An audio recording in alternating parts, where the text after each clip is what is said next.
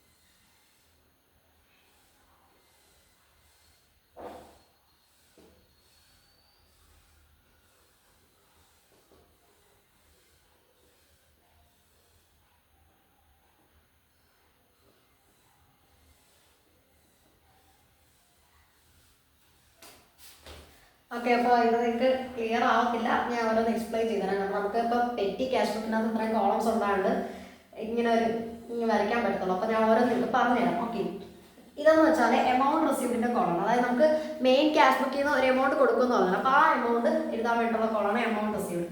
ഇത് ഡേറ്റ് ആണ്, ഇത് പർട്ടിക്കുലേഴ്സ്, ഇത് total payment, stationery, postage, office expense, telephone expense, cartage, miscellaneous expense. Okay, അപ്പോൾ ഇങ്ങനെയാണ് പെറ്റി ക്യാഷ് ബുക്കിന്റെ ഒരു ഫോർമാറ്റ് എന്ന് പറയുന്നത്. ഫസ്റ്റ് കോളം എമൗണ്ട് റിസീവ്ഡ്, അതിനുശേഷം ഡേറ്റ്, പർട്ടിക്കുലേഴ്സ്, ടോട്ടൽ പേയ്മെന്റ്, പിന്നെ ബാക്കി നമ്മുടെ ഓരോരോ എക്സ്പെൻസസിന് വേണ്ട ഓരോ കോളം ഉണ്ട്. Stationery, postage, office expense, telephone expense, cartage, miscellaneous. Okay, അപ്പോൾ ഇങ്ങനെയാണ് പ്രിപ്പയർ ചെയ്യുന്നത്. അപ്പോൾ നമുക്ക് മെയിൻ ക്യാഷ് ബുക്കിൽ നിന്ന് എല്ലാ മാസവും ഒരു എമൗണ്ട് അനുവദിക്കും. ഇപ്പോൾ നമുക്ക് ആ ഒരു എമൗണ്ട് ഇപ്പോൾ മെയിൻ ക്യാഷ് ബുക്കിൽ നിന്ന് 2000 ആണ് കൊടുത്തത്. നമുക്ക് ജസ്റ്റ് ഒന്ന് ഇമാജിൻ ചെയ്യാം. ഓക്കെ, അപ്പോൾ നമുക്ക് ആദ്യമേ ആ ഡേറ്റ് ഉണ്ട്. അപ്പോൾ മന്ത് സ്റ്റാർട്ട് ചെയ്യുമ്പോഴാണ് നമ്മൾ എമൗണ്ട് കൊടുക്കുന്നത്. ഓക്കെ, അപ്പോൾ ഫസ്റ്റ് മന്ത് സ്റ്റാർട്ട് ചെയ്യും.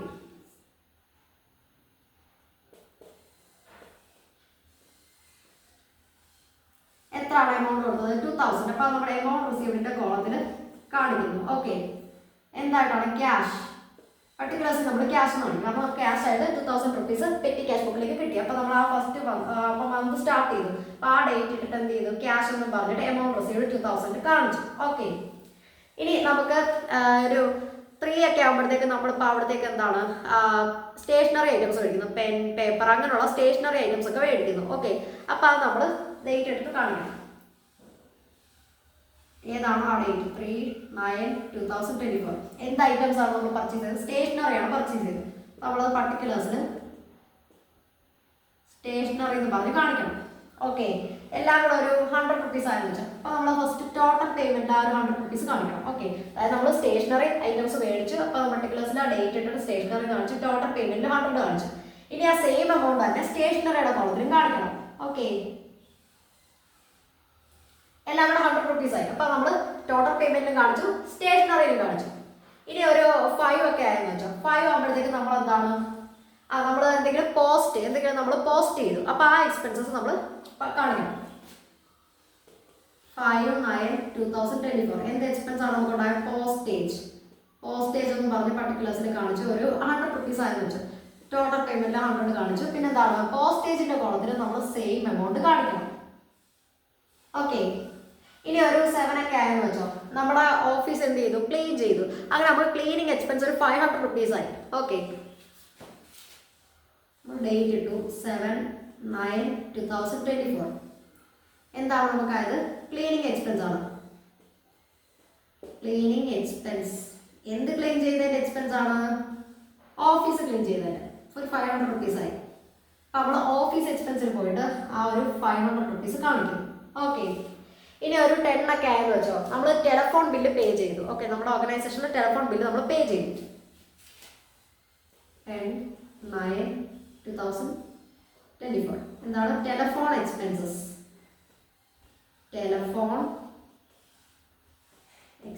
ഒരു 100 റുപ്പീസ് ആയിരുന്നു. 100. ഓക്കെ, അപ്പോൾ നമ്മളത് എവിടെ കാണിക്കണം? ഈ ടെലിഫോൺ എക്സ്പെൻസിൽ കാണിച്ചു. ഇനി ഒരു 20 ആയപ്പോഴത്തേക്ക് നമുക്ക് എന്താണ്? കാർട്ടേജ് വന്നു.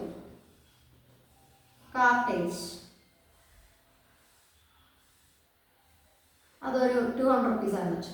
സോ അപ്പം കാർട്ടേജിൽ 200 കാണിച്ചു. ഓക്കെ, ഇനി നമുക്ക് വേറെ കുറച്ച് കുഞ്ഞു എക്സ്പെൻസസ് വന്നു. കുറച്ച് കുഞ്ഞു എക്സ്പെൻസസ്.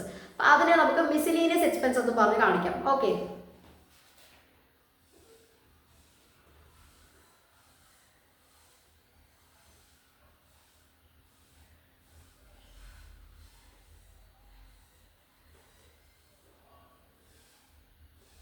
എന്താണ്? മിസിലീനിയസ് എക്സ്പെൻസ് ആണ്.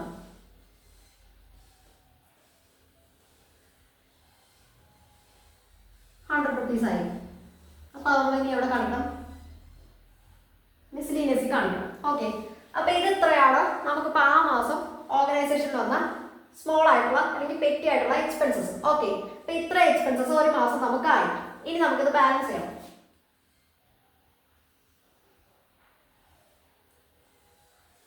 ബാലൻസ് ചെയ്തിട്ട് നമ്മൾ എന്ത് ചെയ്യും? ഈ ടോട്ടൽ പേയ്മെന്റ് എല്ലാം കൂടെ ആഡ് ചെയ്തിട്ട് ഇവിടെ കാണിക്കണം.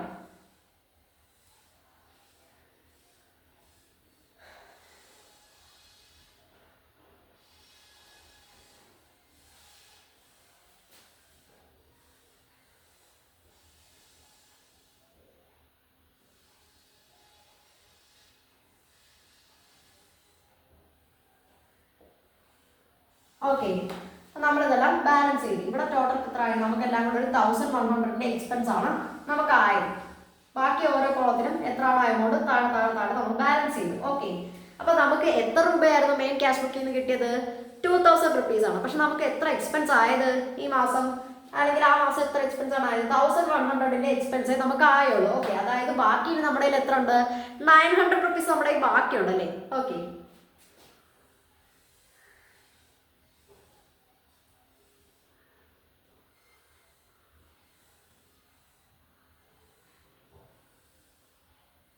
ബാലൻസ് ബാലൻസ് ക്യാരിഡ് ഓൺ എത്രയാണ്? 900. 900 ആണ് നമ്മുടെ ബാലൻസ് ക്യാരിഡ് ഓൺ. അതായത് നമ്മുടെ ഇനി ബാക്കി എത്ര രൂപയുണ്ട്? 900 റുപ്പീസ് ഉണ്ട്. അപ്പൊ നമുക്ക് ആ ഒരു മാസം 1100 എക്സ്പെൻസ് ആയുള്ളൂ, ബാക്കി 900 റുപ്പീസ് നമ്മുടെ കയ്യിലുണ്ട്. അപ്പൊ അടുത്ത മാസം സ്റ്റാർട്ട് ചെയ്യുന്നു, നമുക്ക് വീണ്ടും ഇതുപോലുള്ള എക്സ്പെൻസസ് ഉണ്ടാവുമല്ലോ. അടുത്ത മാസം സ്റ്റാർട്ട് ചെയ്യുമ്പോൾ എന്താണ് നമ്മൾ എന്ത് ചെയ്യണം? നമ്മുടെ ബാലൻസ് ക്യാരിഡ് ഓൺ എടുത്ത് ബ്രോഡ് ഓൺ ആക്കണം. ബാലൻസ് ബ്രോഡ് ഓൺ ഡേറ്റ് എത്രയാണ്? 1/10/2024. എത്രയാണ് നമ്മുടെ ബാലൻസ് ബ്രോഡ് ഓൺ? 900. ഓക്കെ, അപ്പൊ നമ്മൾ ബാലൻസ് ബ്രോഡ് ഓൺ ചെയ്തു. അതായത് നമ്മുടെ കഴിഞ്ഞ മാസത്തെ ബാലൻസ് ക്യാരിഡ് ഓൺ എന്ത് ചെയ്ത് അടുത്ത മാസം സ്റ്റാർട്ട് ചെയ്തപ്പോഴത്തേക്ക് അത് ബ്രോഡ് ഓൺ ചെയ്തു. നമ്മുടെ കയ്യിൽ ഇപ്പോൾ എത്ര രൂപയുണ്ട്? 900 റുപ്പീസ് ഉണ്ട്. പക്ഷെ അതാണോ നമുക്ക് വേണ്ട എമൗണ്ട്? 2000 ആണ് നമ്മുടെ എക്സ്പെൻസസ് മീറ്റ് ചെയ്യാൻ വേണ്ടി നമുക്ക് അനുവദിച്ചിട്ടുള്ള എമൗണ്ട്. അപ്പോൾ ഇനി 1100 റുപ്പീസ് കൂടെ വേണം. അപ്പോൾ അത് നമുക്ക് എന്ത് ചെയ്യും? മെയിൻ ക്യാഷ് ബുക്കിൽ നിന്ന് ആ ഒരു എമൗണ്ട് നമുക്ക് തരും. അതായത് അവരെല്ലാ മാസവും നമുക്ക് 2000 തരത്തില്ല. നമ്മുടെ കയ്യിൽ ഇപ്പോൾ ഈ മാസത്തെ എക്സ്പെൻസിന്റെ ബാക്കി എത്ര ഉണ്ടോ അത് കഴിച്ചിട്ട് അതിന്റെ ബാലൻസ് എത്ര ആണോ വേണ്ട അത് മാത്രമേ അവർ തരത്തുള്ളൂ. ഓക്കെ, അതായത് 2000 ആണ് നമുക്ക് അനുവദിച്ചിരിക്കുന്ന എമൗണ്ട്. ഇപ്പൊ നമ്മൾക്ക് ആ മാസം മൊത്തം എത്ര ആയി? 1100 എക്സ്പെൻസ് ആയി, ബാക്കി 900 റുപ്പീസ് കയ്യിലുണ്ട്. അപ്പൊ ഇനി ബാക്കി എത്ര ക്യാഷ് ബുക്ക് ചെയ്ത് കിട്ടിയാൽ മതി? 1100 റുപ്പീസ് കിട്ടിയാൽ മതി. ഓക്കെ, അപ്പൊ ഈ 900 എന്ത് ചെയ്തു? നമ്മൾ അടുത്ത മാസത്തേക്ക് ബ്രോഡ് ഓൺ ചെയ്തു. അത് കഴിഞ്ഞിട്ട് മെയിൻ ക്യാഷ് ബുക്ക് ചെയ്യുന്നത് നമുക്ക് ക്യാഷ് ആയിട്ടൊരു 1100 കൂടെ തന്നു. 1100 വന്നപ്പോ എത്ര ആയി? 2000 ആയി. അപ്പൊ നമ്മുടെ ആ എമൗണ്ട് ആയി. അപ്പൊ നമുക്കിനി വീണ്ടും അടുത്ത മാസത്തെ എക്സ്പെൻസസ് ആ എമൗണ്ട് വെച്ചിട്ട് മീറ്റ് ചെയ്യാം. ഓക്കെ, അപ്പൊ ഇത്രയേ ഉള്ളൂ. ഇങ്ങനെയാണ് പെറ്റി ക്യാഷ് ബുക്ക് പ്രിപ്പയർ ചെയ്യേണ്ടത്. വളരെ സിമ്പിൾ ആണല്ലോ. അപ്പൊ എല്ലാവർക്കും മനസ്സിലായെന്ന് വിശ്വസിക്കുന്നു. അപ്പൊ നിങ്ങൾ ഫീഡ്ബാക്കിലൂടെ നിങ്ങളുടെ റെസ്പോൺസ് തന്നെ അറിയിക്കാൻ മറക്കണ്ട. നെക്സ്റ്റ് ക്ലാസ്സിൽ നമുക്ക് വീണ്ടും കാണാം.